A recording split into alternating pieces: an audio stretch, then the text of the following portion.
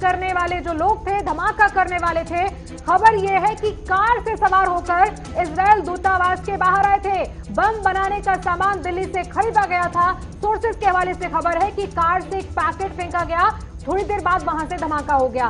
कहा गया कि बोतल के अंदर एक आईईडी था। सीसीटीवी फुटेज खंगाली गई है आसपास के इलाके की, वीवीआईपी इलाका दिल्ली का। और इस समय बड़ी खबर सामने आ रही है कि जो ब्लास्ट हुआ था उसके बाद से पूरे इलाके को सील किया गया है। मौके पर भारी संख्या में पुलिस तैनात है। अमित शाह ने खुद दिल्ली के सीपीआईबी अधिकारियों से बातचीत की है पूरे मामले को लेकर। स्थिति काबू में जरूर है, लेकिन सरकारी भवन, मेट्रो स्टेशन, एयरपोर्ट, दिल्ली की इन तमाम जगहों पर सुरक्षा बढ़ा दी गई। सीआईएसएफ ने सभी प्रमुख जगहों पर सुरक्षा बढ़ा दी है। सभी एयरपोर्ट्स पर अलर्ट की बात सामने आ रही है कि दिल्ली के अंदर हुए धमाके के बाद से बहुत ज्यादा टेंशन इस समय चल रही है। दिल्ली पुलिस मौके पर है, लेकिन साथ ही साथ सभी एयरपोर्ट्स पर अलर्ट किया गया है। दिल्ली के तमाम बड़े सरकारी भवन, इसके अलावा भी तमाम वीवीआईपी इलाकों में सीआईएसएफ की मौजूदगी दिख रही है। और सीधे इजरायल दूतावास के बाहर की तस्वीर आप देखिए, किस तरह से बड़ी तादाद में दिल्ली पुलिस है, एनआईए की टीम पहुंची है और लगातार उस स्थल की जानकारी जुटाई जा रही है कि आखिर धमाका जब हुआ तो स्थिति क्या थी। कई गाड़ियों को नुकसान पहुंचा, गनीमत रही कि उन गाड़ियों में कोई मौजूद नहीं था।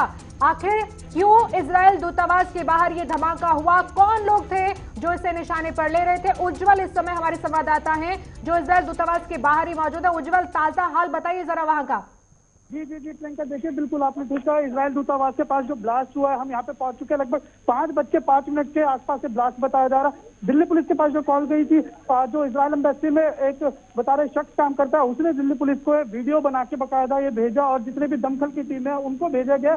और इसके साथ हम आपको बता दें, जो ब्लास्ट हुआ ये लो इंटेंसिटी वाला ब्लास्ट है और ये आईबी के थ्रू एक डिवाइस होता है, उसके थ्रू ये ब्लास्ट किया गया। और जो फुटपाथ है ये इजरायल एम्बेसी से लगभग 150 मीटर पहले है ये। और देखिए प्रियंका, ये बहुत महत्वपूर्ण ब्लास्ट इसलिए हो जाता है क्योंकि देखिए जो जोन है ये लुटियन जोन में आता है और दिल्ली का बहुत सेंसिटिव एरिया है ये। और doctor APJ Abdul Kalam road है, वहां पर यह ब्लास्ट हुआ। इससे पहले भी 2012 में इजरायल की एम्बेसी की कार थी, उसके अंदर ब्लास्ट हो चुका है। और उस ब्लास्ट की जो जितनी भी इंक्वायरी हुई थी तो वो दिल्ली पुलिस की स्पेशल सेल ने करी थी। और अभी भी अगर हम बात करें तो यहाँ पर अभी एनआईए की सारी टीम आ चुकी है, दिल्ली पुलिस की स्पेशल सेल भी आ चुकी है और फॉरेंसिक जांच करने वाले भी आ चुके हैं। क्योंकि देखिए जो ब्लास्ट है उसके जो सैंपल्स है वो इकट्ठे करना बहुत जरूरी है। जो सीसीटीवी कैमरे हैं उसकी भी सारी चेकिंग की जाएगी। टॉर्च के जरिए सीसीटीवी कैमरे तलाशे जा रहे हैं, क्योंकि देखिए बहुत ज्यादा रात हो चुकी है, तो इसलिए जितने भी दिल्ली पुलिस के अधिकारी हैं वो टॉर्च के जरिए सीसीटीवी फुटेज की तैयारी कर रहे हैं ढूंढने की। और बिल्कुल अभी अभी जो एनआईए की टीम यहाँ पर पहुंच चुकी है। प्रियंका जी, उज्जवल ये भी बताइएगा कि जो यहाँ पुलिस के अलावा कौन कौन से दस्ते आप देख पा रहे हैं, क्या कोई और आसपास तलाशी चल रही है कि कहीं कोई ऐसी चीज और संदिग्ध मौजूद ना हो आसपास? बिल्कुल बिल्कुल, देखिए यहाँ पे अगर हम बात करें प्रियंका तो जितने भी दमकल की टीम है वो पहुंच चुकी है, दिल्ली पुलिस आ चुकी है जैसा कि मैंने बताया। और यहाँ पे जवानों की तैनाती कर दी गई है और सीआईएसएफ के भी जवान यहाँ पर आ चुके हैं और जितने भी तमाम फोर्सेज हैं वो यहाँ पर लगा दी गई है। और जो स्पेशल सेल है, स्पेशल सेल दिल्ली पुलिस की, वो भी पहुंच चुकी है। एनआईए की टीम आ चुकी है और भी इसी तरीके की कोई अगर दूसरे बॉम्ब यहाँ पर ना हो इसकी भी तलाशी की जा रही है। जो मेटल डिटेक्टर है उसके थ्रू ये सारी चेकिंग हो जा रही है। देखिए जहाँ पे ब्लास्ट हुआ है प्रियंका, वहां से लगभग आधे किलोमीटर पहले ही मीडिया को रोक दिया गया है, अंदर नहीं जाने दिया जा रहा है। वो पूरा जो क्राइम सीन है उसको लॉक कर दिया गया और जितने भी दिल्ली पुलिस के आला अधिकारी हैं वो ही अंदर गए हैं और वही सारी चेकिंग कर रहे हैं। प्रियंका, उज्जवल आपके पास आएंगे, कुछ अपडेट भी आपको दिखाएंगे, क्योंकि अभी जो तस्वीर आप देख रहे हैं उससे अंदाजा लगाइए कि दिल्ली के इस इलाके के अंदर क्या स्थिति बनी होगी उस समय जब कॉल पुलिस के पास आया था 5 बजे के करीब और बताया गया कि ऐसे ऐसे एक स्थिति बन रही है इजरायल दूतावास के बाहर और 2 से 3 गाड़ियां थी जिनको टारगेट किया गया, जहां पर शीशे टूटे आसपास। लेकिन क्या ये धमाका जिस जगह पर हुआ वहां पर किसी को नुकसान पहुंचाने की आशंका की जा रही थी या किसी पर शक था? वहां की चहलकदमी को नोटिस किया जा रहा है कि वहां पर ऐसा क्या हुआ कि कार से आकर कोई बोतल के अंदर आईईडी ड्रॉप करके चला गया। क्या उसका टारगेट था और क्या ऐसे तमाम लोग जो जगह जगह पर चिन्हित करते हैं जगह, क्या ये रेकी कर रहे थे दिल्ली की?